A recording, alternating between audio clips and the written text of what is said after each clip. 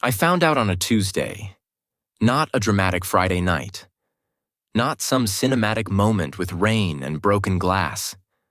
A Tuesday, the kind of ordinary, forgettable day that had no business carrying that much weight. I was standing in our kitchen, still in my work clothes, reheating leftover pasta when I saw the message on his phone screen light up from across the counter. I miss you. Last night was everything. I didn't move. I didn't breathe.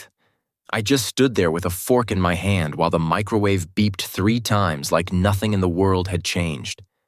But everything had. His name was Caleb Wren. And before I tell you what he did, let me tell you who he was. Because people like Caleb don't come with warning labels. He was the kind of man who remembered how you took your coffee without being asked, who laughed at his own jokes before he finished telling them, who looked at you sometimes like you were the only solid thing in a room full of moving parts. I had loved him for 2 years, lived with him for 1, built something with him that felt, at least from where I was standing, like it was real. My name is Marcus Reid. I'm 31. I work in urban architecture, and I am not someone who falls apart easily. I've sat across from city council members who wanted to gut my designs. I've defended proposals in rooms where nobody wanted me to win. I know how to hold myself together when the pressure gets heavy. But that Tuesday, standing in my own kitchen, reading 7 words off another man's phone screen, I felt something in my chest go very, very quiet. I set the fork down. I picked up his phone. I know what you're thinking, but I wasn't snooping. The screen was already unlocked, the message already visible, sitting there like it had been waiting for me to finally pay attention. The contact name was saved as D. Just the letter. 1 single letter, like a secret that had gotten lazy about hiding itself. I scrolled up. Not far. Just enough. Enough to see that this wasn't the first message. Enough to see timestamps that matched nights Caleb had told me he was working late. Enough to see a string of conversation that was warm and familiar in a way that made my stomach turn, because that warmth wasn't new. It had history behind it. Wait. I put the phone back exactly where it was. I turned off the microwave, and then I sat down at our kitchen table and waited for him to come home. Caleb walked in at 7:42 p.m. I remember the exact time because I had been watching the clock on the microwave for 40 minutes, and my mind had gone to that strange, focused place it goes when I'm working through a problem I haven't solved yet. He looked good. That was the thing that hit me first. How good he looked. Relaxed, easy. He dropped his keys in the bowl by the door the way he always did, shrugged off his jacket and said, "Hey, you eat yet?" Like it was any other Tuesday. "Not yet," I said. My voice came out level. I was proud of that. He moved to the fridge, pulled out a water bottle, leaned against the counter. Long day. Nguyen had us in a meeting for 3 hours about the Henderson account. 3 hours, Marcus. For 1 account. Rough, I said. He looked at me then. Really looked. And something shifted in his expression. Just a flicker, and the kind most people would miss. But I'd spent 2 years learning his face. "You okay?" he asked. "Who's D?" I said. The water bottle stopped halfway to his mouth. That pause, that 1/2-second pause, told me everything I needed to know before he said a single word. "Marcus, don't." I held up one hand. "Don't say my name like that. Don't do the thing where you make me feel like I'm being irrational before you've even answered the question. Just tell me who D is." He set the water bottle down on the counter. He didn't look away from me, and I respected that, even then. Caleb was a lot of things, but he wasn't a coward about being caught. He ran a hand through his hair, exhaled slow, and said, "His name is Daniel." Daniel. Daniel Cho, he continued, and the last name landed somewhere behind my sternum like a small, blunt thing. Because I knew that name, not because I'd ever met him. I hadn't. But because Caleb had mentioned him once, early in our relationship, in that careful, edited way people mention someone they're trying to make sound less significant than they are. Someone I used to know, a long time ago. It was nothing serious. Your first love, I said. It wasn't a question. Caleb's jaw tightened. It's complicated. It didn't look complicated, I said. It looked like last night. The silence that followed was the loudest thing I'd ever heard in that apartment. I stood up from the table. Not dramatically. I didn't knock anything over, didn't raise my voice. I just stood up because sitting suddenly felt like a position I no longer wanted to be in. How long? I asked. He looked at the floor. 3 months. 3 months. I nodded once. Slow, like I was filing the information somewhere useful. Okay, I said. And I walked to our bedroom, closed the door quietly behind me, and sat on the edge of the bed in the dark. I didn't cry. Not yet. I just sat there and thought about how a Tuesday, a plain, unremarkable Tuesday, had just become the last day of something I thought was going to last a very long time. I sat on the edge of that bed for a long time. Not because I was falling apart. Not because I couldn't move. I sat there because something in me needed a moment to be honest with itself before the rest of the night happened, and I've always been better at honesty when nobody is watching. 3 months. I turned the number over in my mind the way you turn a stone in your hand, looking for the weight of it. 90 days, give or take. On 12 weeks of late nights that weren't late nights. 12 weeks of, I'm stuck at the office and Nguyen's been on my case and I'm just tired, Marcus. It's been a long week. 12 weeks of me cooking dinner for 2, or leaving his half covered on the stove, or falling asleep on my side of the bed without thinking twice about the space next to me. I hadn't thought twice. That was the part that sat in my chest like something swallowed wrong. I hadn't thought twice because I trusted him. The bedroom door opened without a knock. Caleb stood in the doorframe, and he had that look on his face. The careful one. The one he used when he was trying to read the room before he committed to anything. I had seen that look in restaurants when the waiter got his order wrong. I had seen it in conversations with his mother when she pushed too hard about something he didn't want to discuss. I had never had it turned on me before, and the fact that I recognized it so clearly made something go sharp and still behind my ribs. "Can we talk?" he said. "You're already talking," I said. He stepped inside anyway. He didn't sit down. He stood near the dresser with his arms loose at his sides, like he was trying to look open, available, approachable. Like body language could do the work his words were about to fail at. "I didn't plan for it to go this far," he said. I looked at him. "Okay. I mean that. It started as just, we ran into each other. At a conference. It was one conversation, and then it was another, and I didn't..." He stopped, pressed his mouth together. I didn't know how to stop it." "You didn't know how to stop it," I repeated. "Marcus, I'm not being sarcastic," I said, and I wasn't. Not entirely. I'm genuinely trying to understand what that means, because you know how to stop a lot of things. You stopped smoking. You stopped talking to your brother for 2 years over something that actually mattered. You have tremendous stopping power when you want to use it. He closed his eyes briefly. "So what I'm hearing," I continued, keeping my voice even, "is not that you couldn't stop. It's that you didn't want to." The silence that followed was not the comfortable kind. It was the kind that confirms things. Caleb moved to sit on the bed, on his side, a careful distance from me. I didn't move away. I didn't move toward him either.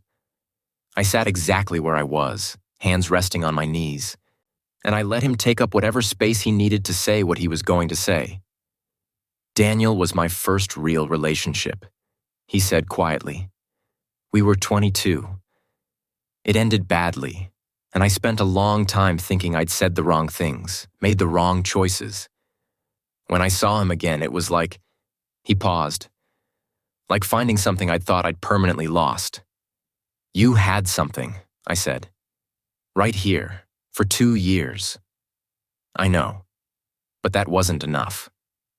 He didn't answer immediately. And that pause, that small, honest, terrible pause, was the most truthful thing he'd said since he walked through the door. "I don't know what it was," he said finally. "I don't know if it was enough or not enough or something else entirely. I just know that when I was with him, I felt like I was 22 again, and everything was still possible. And I hadn't made all the mistakes I've made since then." I nodded slowly. "So it was nostalgia," I said. "It was more than that." "Okay," I stood up. "Then it's more than that." He looked up at me from the bed, and his face in that moment was genuinely pained. That part I believed. Caleb was not a cruel person. He hadn't done this to hurt me on purpose. He had done it because something in him had wanted it more than it had wanted to protect what we had. And that distinction, I was discovering, did not actually make it hurt less. It just made it lonelier. "What are you going to do?" he asked. I picked up my jacket from the chair near the window. I put it on. I checked my pockets for my keys and my phone. Found both. And then I turned and looked at him sitting there on our bed in our room in the apartment we had chosen together because the kitchen had good light and the building allowed dogs, even though we never got one. "I'm going to go get the dinner I didn't eat," I said. "And then I'm going to think." "Marcus, I'm not running," I said. "I'm hungry, and I need air, and I'm doing you the courtesy of leaving this room before I say something I can't take back. That's not weakness. That's me being smarter than this moment deserves." He didn't stop me. I walked out of the bedroom, through the living room, and out the front door. The hallway outside was bright and quiet, and smelled faintly like the neighbors cooking, and I stood in it for exactly 3 seconds before I pulled out my phone, scrolled to my best friend's name, typed one message. "Are you home?" Not a question. He would know from the period. My phone buzzed before I even made it to the elevator. "Already home. Doors open. I'll put the kettle on." That was Jonah Park. 6 feet of calm, perpetually unbothered, the kind of person who responded to crisis the way other people responded to mild weather changes. No exclamation points, no "oh my God, what happened?" Just the kettle, and the door, and the quiet understanding that if I was texting him with a period instead of a question mark, I needed to arrive somewhere safe before I figured out what I actually felt. I took the stairs instead of the elevator. 12 floors down. I needed the movement, needed my body doing something physical and purposeful while my mind worked through what it was holding. By the time I pushed through the lobby door and hit the night air, I had counted 144 steps and felt marginally more like myself. Marginally. Jonah lived 8 blocks away, which was one of the better decisions I had made in the last 2 years. His building was older than mine, a little worn at the edges, with a buzzer that only worked if you held it for 3 full seconds, and a lobby that always smelled faintly like someone had recently cooked something with too much garlic. I found it comforting in a way I had never bothered to analyze. He opened the door before I knocked. He took one look at my face, stepped back, and said, "Sit down. The tea is almost ready." "I don't want tea," I said. "I know. Sit down anyway." I sat. His apartment was the opposite of mine in every way that mattered. Mine was clean lines and deliberate choices, the kind of space that reflected how I worked. Jonah's was organized chaos. Bookshelves that had long ago given up any pretense of system, a desk covered in photography equipment and half-finished editing projects, plants on every windowsill in various states of thriving. It should have felt overwhelming. Instead, it felt like exhaling. He set a mug in front of me and folded himself into the chair across the coffee table, pulling his knees up, waiting. Jonah had a gift for waiting. He never filled silence unnecessarily. It was one of the things that made him an exceptional photographer and an even better friend. I wrapped both hands around the mug. "Caleb has been seeing someone for 3 months," I said. "His first love. A man named Daniel Cho." Jonah's expression didn't change immediately. It shifted the way a tide shifts, slow and inevitable, something moving under the surface before it reached his face. "How did you find out?" he asked. "Message on his phone. He didn't hide it very well by the end." "Did he deny it?" No, I said. He confirmed it, explained it, gave me the whole origin story. Jonah was quiet for a moment. Then he said, "How are you doing that?" "Doing what?" "Sitting there like you're reporting a news story." I looked down at the mug. The tea was still steaming, pale gold, faintly sweet smelling. "Because if I stop reporting it," I said, "I'll have to start feeling it. And I'm not ready to do that in front of anyone yet, including you. Sorry." "Don't apologize," he said. "Ozzy, take your time." I took a sip of the tea I didn't want. It was good, actually. Honey and something floral that I couldn't name. Jonah always bought loose leaf from a shop 2 neighborhoods over and acted like it wasn't a whole personality trait. He said Daniel was his first real relationship, I said. That seeing him again felt like finding something he thought he'd permanently lost. "And what did you say?" I asked him if what we had wasn't enough. "What did he say?" "He paused," I said, "for about 2 seconds," which was its own answer. Jonah pressed his lips together. He picked up his own mug, held it without drinking, and looked at me with the careful attention he usually reserved for a photograph he was deciding whether to keep. "Marcus," he said, "did you know, before tonight, any part of you?" The question landed somewhere honest, which was why it was uncomfortable. I thought about the last 3 months, the late nights I had accepted without question because Caleb had always had demanding weeks, and I had always respected his space. The times he had been distracted in conversation, present in body, but somewhere else in his attention.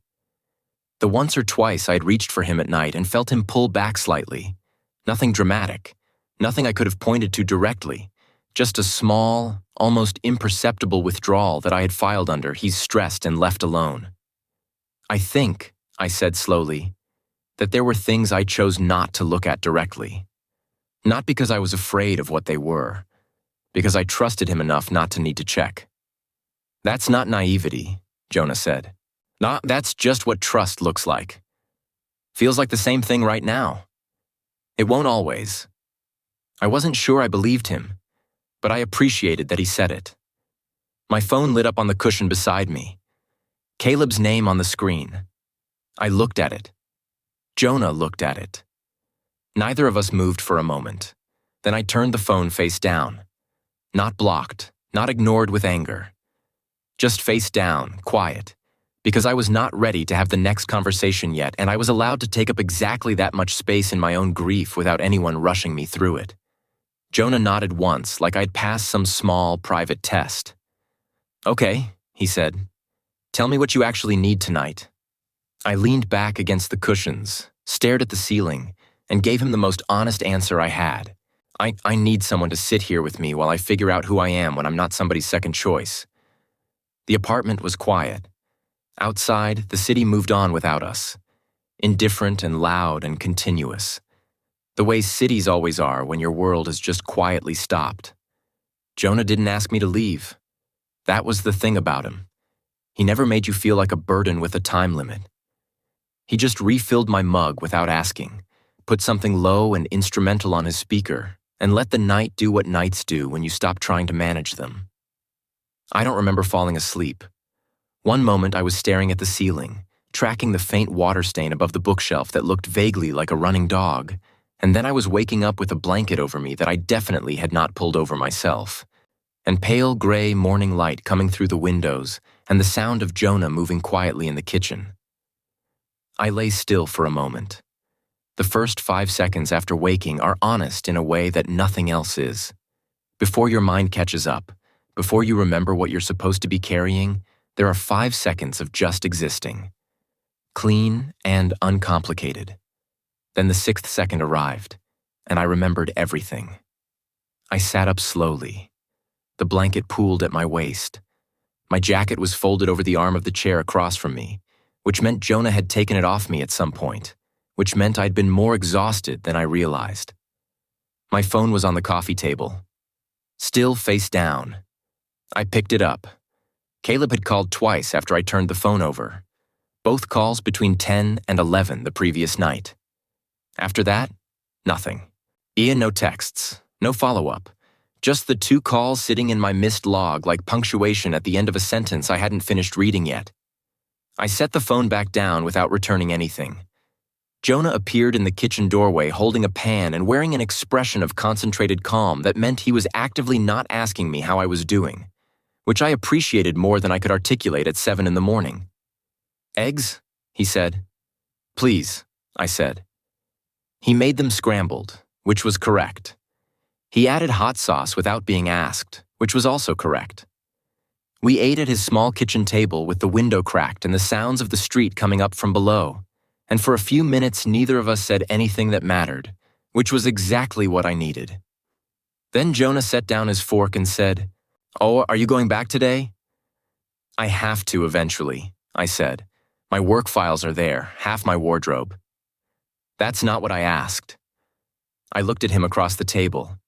He had that photographer's patience again, the one that waited for the real moment instead of the posed one. "I don't know," I said honestly. "I don't know what going back looks like right now.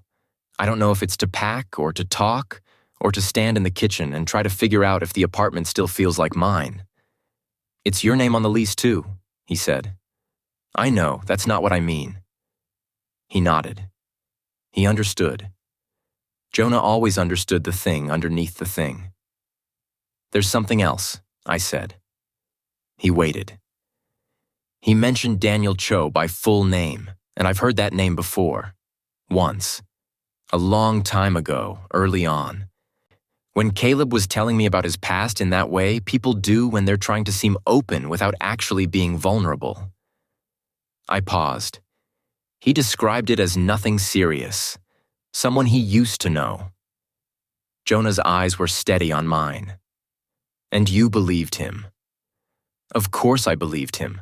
Why would I fact-check a man I was falling in love with?" "You wouldn't," Jonah said. "Nobody does." "The thing is," I said, and here was the part I hadn't said out loud yet, hadn't even fully formed until this moment. "The thing is, if Daniel Cho was never nothing serious, then Caleb has been managing my perception of him for 2 years. Not just the last 3 months. 2 years. The kitchen went quiet except for the street sounds below. Jonah picked his fork back up, set it down again. "That's a different problem than cheating," he said carefully. "Yes," I said. "It is." My phone buzzed on the table between us. Not Caleb this time. A number I didn't recognize. Local area code, no contact name saved. I stared at it. Jonah raised an eyebrow. "Unknown number," I said. "Could be anything." "Could be," I agreed. I answered it anyway, because I've never been good at leaving things unresolved, which is both my greatest professional asset and my most exhausting personal quality. "Marcus Reid," I said. A pause on the other end. Then a voice I had never heard before. Male, smooth, with a careful quality to it like someone who chose words the way architects chose materials, deliberately and with awareness of load-bearing capacity. "I think we should meet," the voice said. My name is Daniel Cho." The fork I had been holding since Jonah handed it to me slipped from my fingers and hit the edge of the plate with a sound that was far too loud for how quiet the rest of the world had suddenly become. Jonah's eyes went wide across the table. I kept my voice absolutely level. It was the hardest thing I had done since the night before, and that was a high bar. "How did you get this number?" I said. "Caleb had it in his phone," Daniel said. "I saw it last night." Last night. He had been with Caleb last night. While Caleb was calling me twice, Daniel Cho had been close enough to see my number on his screen. "I'm listening," I said, because despite every reasonable instinct telling me to hang up, I had always needed to know the shape of the thing I was dealing with before I decided what to do about it. And Daniel Cho had just become a shape I needed to understand. Daniel Cho wanted to meet at a cafe called Linden & Co., which was the kind of place that had reclaimed wood tables and oat milk on the standard menu and made you feel quietly judged for wanting sugar in your coffee. He named it like he'd been there before, casually, the way people name places they consider neutral territory. I said yes before I finished thinking it through. Jonah grabbed my arm the second I lowered the phone. Marcus. I know. Do you? Jonah. I looked at him steadily. I need to see who he is. I need to put a face on this thing before I can decide what to do with it. You know how I work. He did know. He released my arm with the particular expression he reserved for moments when he thought I was making a questionable decision but respected my right to make it. It was a very specific face. I had seen it twice before, once when I took on a city contract that nearly broke me, and once when I stayed in the relationship 6 months longer than I probably should have after a different argument that I had convinced myself was resolved. I was apparently consistent. Linden and Company was 4 blocks from Jonah's building. I walked there alone, hands in my jacket pockets, the morning air cool and carrying that particular city smell of concrete warming up after a cold night. My mind was not racing. That was the part that would have surprised people who didn't know me well. When things got serious, I got quiet inside, focused. The noise moved to the outside of me and left the interior very still and very clear. Daniel Cho had been with Caleb last night. He had seen my number on Caleb's phone. He had called me this morning. Those 3 facts arranged themselves in a line, and I walked alongside them, examining each one, because the sequence mattered. He hadn't texted. He hadn't gone through Caleb. He had called me directly, by voice, which required a different kind of intention than a message. You could send a text from anxiety or impulse. A phone call required you to decide, wait for the ring, and stay on the line. Daniel Cho had decided. That told me something about him before I ever saw his face. He was already there when I arrived. I spotted him immediately, not because he was remarkable at first glance, but because he was the only person in the cafe sitting completely still. Everyone else was moving, phones, cups, conversations. Daniel Cho was sitting at a corner table with his hands folded on the surface and his eyes on the door, waiting with the kind of patience that didn't come from comfort. It came from practice. He was handsome. I noted it the way I would note a structural detail in a building, factually, without sentiment. Sharp jaw, dark eyes, the kind of composed face that gave very little away unless you were watching for the small things. He was watching me cross the room with an expression I couldn't immediately categorize. Not guilt, not defiance. Something more complicated than either. I sat down across from him without extending a hand. You have about 10 minutes, I said. Use them well. Something shifted at the corner of his mouth. Not quite a smile. More like recognition. You're exactly what I expected, he said. That's not a compliment or an insult from someone who's never met me, I said. That's just Caleb describing me to you, which means this conversation is already more complicated than you made it sound on the phone. So let's skip the part where we pretend this is a casual chat and get to whatever you actually called me for. He looked at me for a moment. Then he unfolded his hands and leaned back slightly, and the composed surface shifted into something that looked, unexpectedly, like relief. I didn't come back for Caleb, he said. I kept my face neutral. Then why did you come back? Business. I relocated for work 8 months ago. I didn't even know he was in the city until the conference. He paused. Running into him was genuine. What happened after that was not something I planned. But you didn't stop it, I said. No, he said. I didn't. At least he wasn't lying about that. I adjusted my read on him slightly, not favorably, not unfavorably, just more accurately. What do you want from me, Daniel? I said his name deliberately, flat and without weight, because I refused to give it the power it had carried in my chest since the night before. He met my eyes directly. I want you to know that I ended it this morning. The cafe noise continued around us, indifferent and ordinary. I told him I wouldn't see him again, Daniel said. Not because of you specifically. Because of what I saw last night when he called you twice and stood in the hallway outside my door looking like a man who had made a terrible mistake and was only just realizing the size of it. My jaw tightened slightly. I made myself relax it. You're telling me this because you want to feel like the good person in the room, I said. I'm telling you this, he said quietly, because you deserve to hear it from someone who was actually there, and because Caleb won't tell you everything. He never does. That last sentence arrived differently than the rest. I looked at him across the reclaimed wood table in the morning light. This man who had been a single letter in a saved contact. This man who had just rearranged something significant by showing up and sitting still.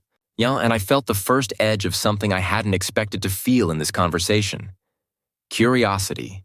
The real kind. The kind that meant there was more to know. What won't he tell me? I said. Daniel picked up his coffee cup, took one measured sip, set it down. How long have you actually been together? He said. You and Caleb. Give me the exact date you started. I told him. He nodded once, slowly, like a man confirming something he already suspected. We didn't end, Daniel said, when Caleb told you we did. The cafe noise dropped away. Not literally. The espresso machine still hissed. The couple 2 tables over still laughed at something on a shared phone screen. The barista still called out a name I didn't recognize. All of it continued exactly as before. But inside my head, and everything went the particular kind of quiet that happens when a fact arrives that is too large for immediate processing, and your mind clears space for it by going completely still. Say that again, I said. Daniel's hands stayed flat on the table. His voice stayed even. Caleb and I were still together when he started seeing you. We hadn't broken up. We were having problems. Serious ones, but we were still in a relationship. He paused. He told me he needed space to think. He told you, apparently, that we were already over. I looked at him. I looked at the table. I looked at my own hands, which were resting in my lap with a steadiness that did not match what was happening in my chest. How long? I said. How long were you still together after he and I started? Daniel exhaled slowly. 4 months. 4 months. I had fallen in love with Caleb Wren while he was still in a relationship with another man. I had not known. That was the part I needed to hold clearly, because I knew how easily that fact could slide into something that felt like my fault, and I refused to let it. I had not known. I had been given a version of events that was constructed specifically so I wouldn't know. I had trusted the architecture of the story I was handed, and the architecture had been designed to hold my weight without letting me see what was underneath the foundation. That was not naivety. That was being deliberately deceived by someone skilled enough to do it cleanly. Did you know about me? I said. While it was happening. Not for the first 2 months, Daniel said. When I found out, I ended it. Or I thought I ended it. His jaw shifted slightly. Caleb has a way of making endings feel temporary. That sentence landed with a familiarity that was deeply unpleasant, because I knew exactly what he meant. I picked up the coffee I had ordered and hadn't touched. It was lukewarm now.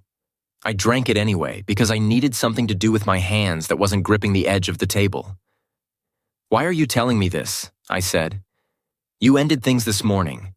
You could have walked away clean. No involvement, no conversation, no sitting across from the man your ex spent 2 years with. Why are you here? Daniel was quiet for a moment. He looked at the window beside our table, at the street outside where the city moved in its ordinary morning rhythm, unbothered by any of this. Because when I saw him in that hallway last night, he said, calling you, I recognized something on his face that I'd seen before. Many times. He turned back to me.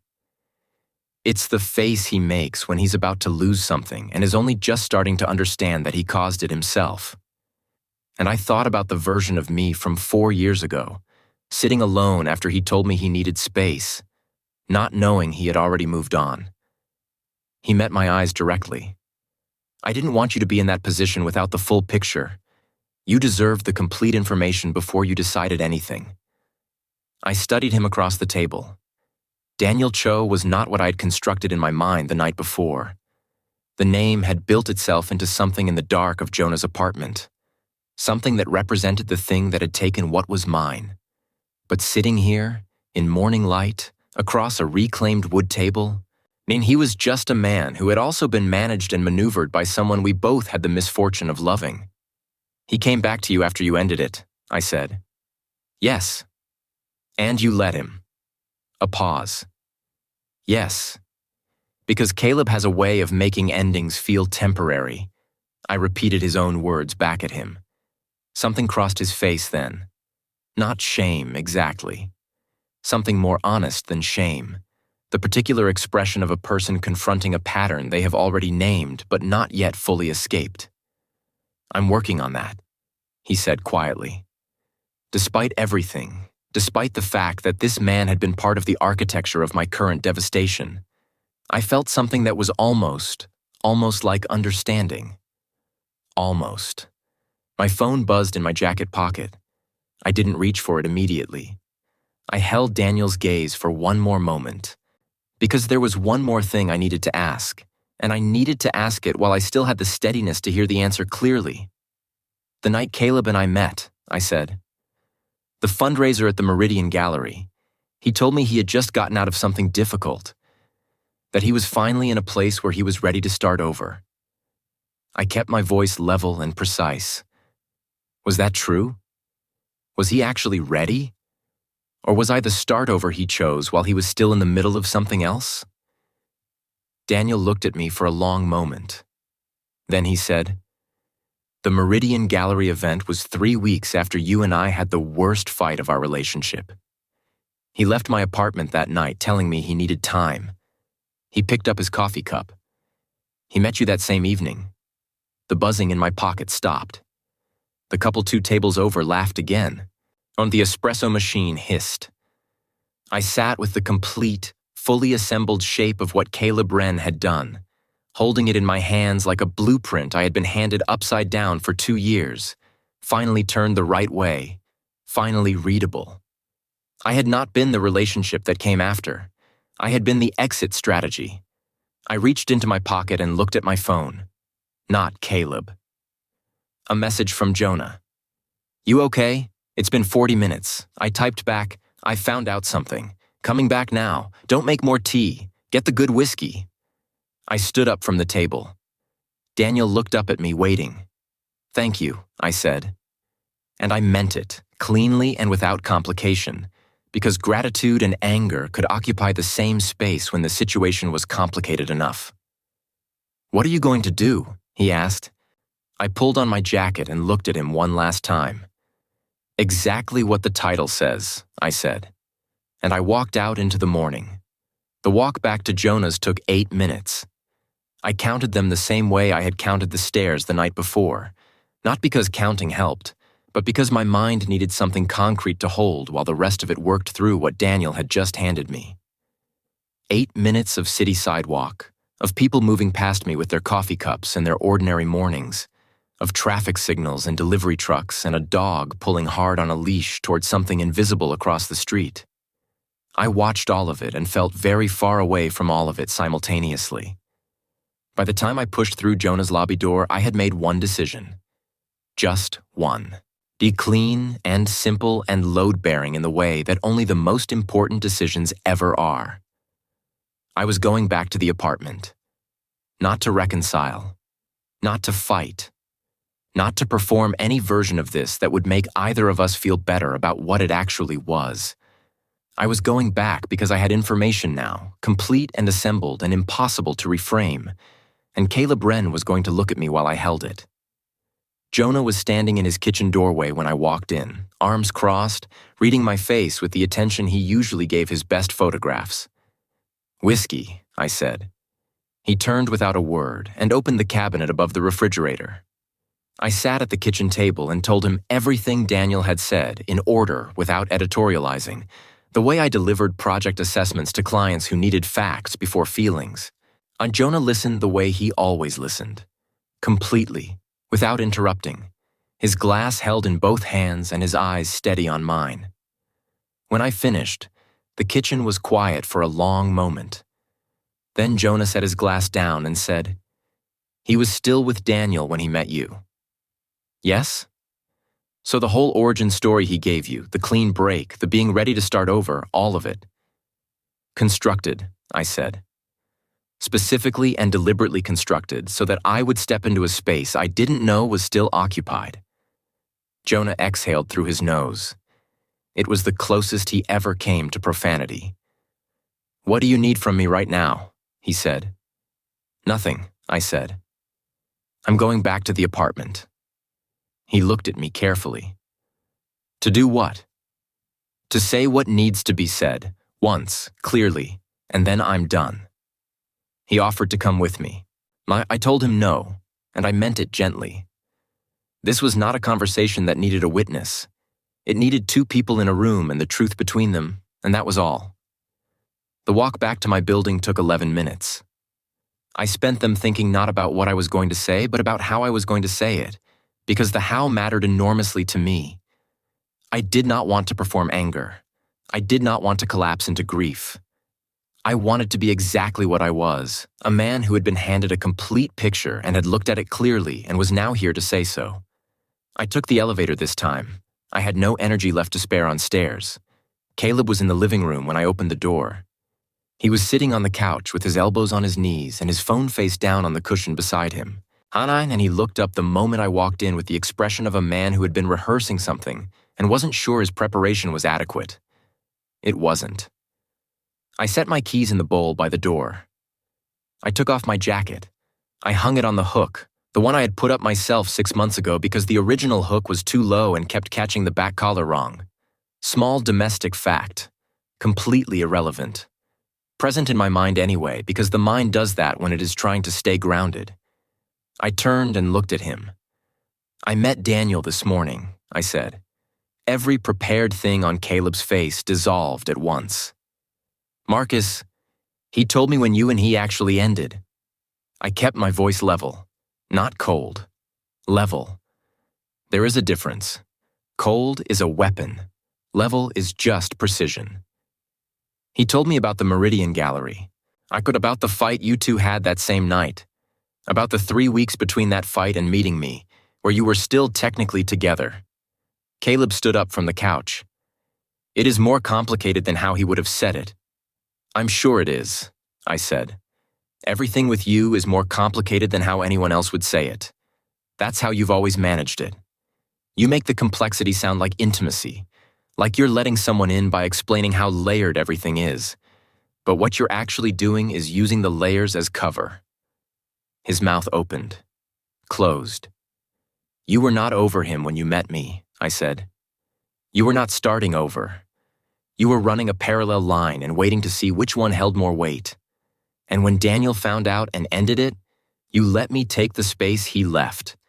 And then you kept me there for 2 years while he remained, what, a background option? A door you hadn't fully closed?" "I love you," Caleb said. His voice cracked on the last word, and I believed him, which was the most painful part of all of this. I believed that he meant it. I believed that love and manipulation were not mutually exclusive for him, that he could hold both simultaneously without perceiving any contradiction. "I know you do," I said, "in the way that you love things, which is genuinely and incompletely and always with one hand slightly behind your back." He took a step toward me. "Please, just let me explain the full—" "Caleb." I said his name quietly and he stopped moving. "I am not angry at you right now. I want you to hear that clearly. Because I need you to understand that what I'm about to say is not coming from rage. It is coming from a place that is very calm and very decided." He was very still. "I am leaving," I said. "Not tonight, because logistics take time, and I am not dramatic about logistics. But I am done. Not because you chose him. Because you chose to make me a choice you never told me I was part of. That is the thing I cannot rebuild from. Not the infidelity, the architecture underneath it." The apartment held its breath. Caleb's eyes were bright and his jaw was working, and he looked like a man standing at the edge of something he had not believed would actually arrive. "So that's it?" he said. "You've already decided." "Yes," I said simply, just like that. Not just like that, I said. Like 2 years of being someone's carefully managed secret option, finally understanding what he was. The bedroom was exactly as I had left it. Blanket pulled back on my side from where I had sat the night before. My work bag on the chair by the window. The small ceramic dish on the dresser where I kept my watch and my spare transit card, and the good pen I used for site markups. 2 years of small, accumulated presents distributed across a room that was about to stop being mine. I stood in the doorway for exactly 3 seconds. Then I went to the closet and pulled out the large canvas duffel I used for overnight work trips, and I started making decisions. Not all decisions are emotional. Some of them are just logistics, and logistics I had always found were clarifying in a way that feelings weren't. What do I need immediately? What can wait? What is replaceable? What is not? I moved through those categories with the same focused efficiency I brought to a site assessment, because the alternative was standing in the middle of the room feeling the full weight of 2 years of shared space pressing down on me. And I was not ready for that weight yet. Clothes first. The things I wore most. Then my laptop, my external drive, the project folder I'd been working from at home. My chargers. My good jacket that was different from the one I was already wearing. The book on the nightstand that I had been reading for 3 weeks and was 2/3 through and refused to abandon mid-story out of principle. Some things you hold on to simply because you started them. I was folding a shirt when Caleb appeared in the doorway. He didn't come in. He stood at the threshold the way he had stood at the bedroom doorway the night before, reading the room, calibrating. Old habit. He had always been careful about entering spaces where he wasn't certain of his welcome. "You're really doing this tonight," he said. "I'm getting what I need for the immediate future," I said. "I told you, I'm not dramatic about logistics." "You're packing your work drive." "I have a deadline Thursday." He made a sound that wasn't quite a laugh and wasn't quite a sob. Something caught halfway between them. I kept folding. "Marcus." His voice had dropped to the register it used when he was trying to reach something in me rather than communicate something to me. I knew the difference. "I know I don't have the right to ask you anything right now, I know that. But I need you to know that what you and I had was never secondary to me. Never. Whatever I did wrong, whatever I didn't tell you, what I felt for you was real." I stopped folding. I held the shirt in my hands for a moment, looking at it. At the particular blue of it that Caleb had once said made my eyes look warmer. He had said that 14 months ago on a Saturday morning, and I had filed it away in the category of things people say when they are happy and present, and not managing 3 concurrent versions of the truth. "I believe you," I said. And I set the shirt in the bag. That's the part that took me until this morning to fully understand. That you loved me and lied to me simultaneously, without experiencing those 2 things as contradictions, because for you they weren't. I zipped the front pocket of the duffel. "That's not something I can fix by staying, Caleb. That's something you have to fix by yourself, over a long time, probably with someone who is professionally equipped to help you do it." He was quiet. "I'm not saying that to be cruel," I said. "I know you're not," he said, and his voice was very small. I lifted the duffel onto my shoulder and picked up my work bag and stood in the middle of the bedroom we had shared for 1 year, and I let myself look at it. Really look. The reading lamp on his side that threw warm light. The print on the wall we had argued about for 20 minutes in a market stall because I liked it and he thought it was too busy and we had bought it anyway, and he had admitted 3 weeks later that he loved it. The small dent in the baseboard near the window from the time we moved the bed frame and misjudged the angle and laughed about it for longer than the situation warranted. I looked at all of it. I let it matter, exactly as much as it did, for exactly the time it took to cross the room. Then I walked past Caleb into the hallway. He followed me to the front door, not blocking it, just present, standing a few feet behind me while I checked that I had my keys, my phone, my wallet. The small inventory of a person making sure they have what they need to exist independently. "The voicemails," he said suddenly. I paused with my hand on the door handle. "I've been leaving you voicemails," he said. Since last night. I know you haven't listened to them. I could see they weren't opened. He stopped, steadied himself. Wait, I know you might never listen to them. But I needed to say the things in them, and I didn't know any other way to do it. I stood with my hand on the door handle and felt something move through me that was complicated and human and not entirely anger. I'm not ready to listen to them, I said honestly. I know. I don't know if I'll ever be. I know that too. I turned the handle. Marcus. One more time. Quiet. Not desperate, not performing. Just his voice saying my name the way it had said it on an ordinary Tuesday before everything changed, and on a Saturday morning about a blue shirt, and on 100 unremarkable occasions that had felt, at the time, like simply the texture of a life being built. I turned to look at him one last time. His eyes were wet. His jaw was set against it. He looked like a man who understood, finally and fully, the exact size of what he had lost, standing in the wreckage of his own making. Take care of yourself, I said. And I meant it. And I opened the door. And I walked out. The hallway was bright and quiet, same as the night before. Same neighbor cooking smell. Same elevator humming somewhere above. Entirely ordinary. Completely different. Behind me, I heard the door close. Not slammed, not loud, just shut. 3 weeks passed. I moved into a furnished studio 2 neighborhoods over, on the 6th floor of a building with large windows and a radiator that clicked at night like it was keeping time. It was smaller than the apartment. It smelled like fresh paint and someone else's cleaning products. The kitchen had exactly enough counter space for a cutting board and a coffee maker and nothing else. I liked it immediately. Not because it was better, because it was entirely mine. From the baseboards up, with no history embedded in the walls and no memory attached to which side of the bed I slept on. I slept in the middle. Both pillows.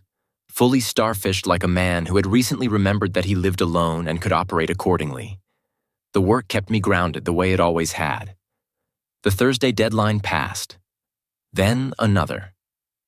I submitted the revised proposal for the Harmon Street mixed-use project on a Friday afternoon and sat back in my chair and felt the particular satisfaction of something completed well, which is its own category of feeling and belongs entirely to you in a way that very little else does.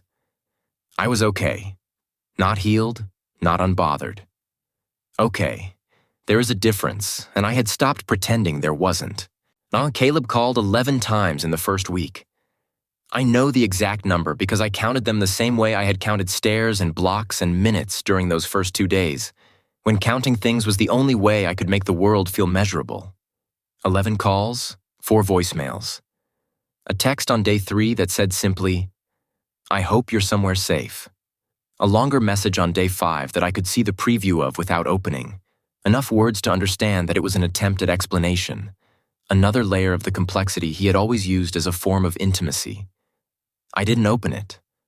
Not out of anger. Not as punishment. Because I had been honest with myself in that furnished studio with the clicking radiator, in the particular honesty that only comes when you are alone with no audience and no performance required. And I'd understood something clearly. Reading his messages would not give me anything I didn't already have.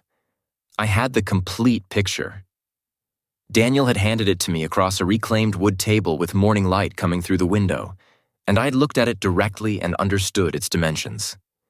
There was nothing in Caleb's voicemails that would add to or subtract from that picture in any way that mattered. So I let them sit, unopened, unlistened, quiet in my phone like letters in a language I had decided to stop translating. Jonah told me carefully and only once that Caleb had called him too. Not to ask for intervention. Not to beg Jonah to broker a conversation. Just to talk, apparently, the way people sometimes need to talk to the peripheral people of a lost relationship because the center of it is no longer available. And Jonah had listened, because that was who Jonah was, and then he had said whatever he said, and he relayed none of it to me except this. He sounded like someone who had finally counted the cost and found he couldn't cover it. I nodded when Jonah told me that. I felt something move through me that was not satisfaction and not grief and not quite compassion, but contained elements of all three. The particular feeling of understanding that someone is suffering consequences that are real and self-generated and therefore cannot be argued with or managed or reframed. Good, I said. And then, because I meant it just as genuinely, I hope he figures himself out.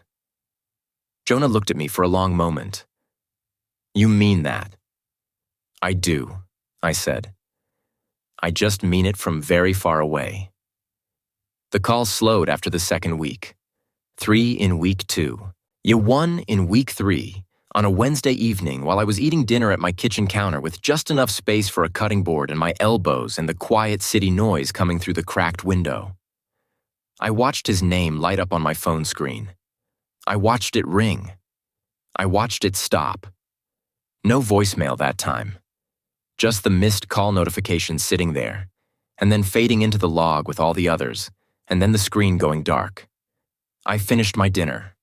I thought about the voicemail sometimes, not obsessively. The way you think about a door you've walked past and chosen not to open, briefly aware of it and then moving on. There were 4 of them, sitting in my phone like small sealed rooms. I didn't know what was in them. I had made peace with not knowing, which was its own kind of closure. Quieter and less cinematic than the kind that requires a final conversation or a dramatic confrontation, but more durable in the way that quiet things usually are. Some mornings I woke up, and the first thing I felt was the absence of him. Clean and simple and present the way chronic pain is present, not sharp, just there. Some mornings I woke up and thought about the Harmon Street project or what I wanted for breakfast or the water stain above Jonah's bookshelf that looked like a running dog. Both kinds of mornings were real. Both kinds were mine. On a Thursday evening, 23 days after I walked out of our apartment with a canvas duffel and my work bag and the book I refused to abandon mid-story, I finished the book. I sat in the chair by my large window with the city spread out below me, and I read the last page and closed it and held it in my lap for a moment. It had a good ending. Not perfect, not without loss, but honest and earned, and the kind that made you feel that the characters had arrived somewhere true. I set it on the windowsill. Outside, the city moved the way cities always move, continuous and indifferent and alive. My phone was on the table behind me. It did not ring. I didn't need it to. Some people don't lose you in a single moment. They lose you slowly. In the silence between the calls you stop returning. In the space where your voice used to be. He kept calling. I kept choosing not to answer. And somewhere in that choosing, quietly and without ceremony, I found my way back to myself. I hadn't needed closure. I had simply closed the door. Thank you for watching this story to the end. If it touched your heart, there's more waiting for you. Deeper, more emotional stories are on the way. Subscribe to Starlight BL Romance and stay with us. The next story is coming soon.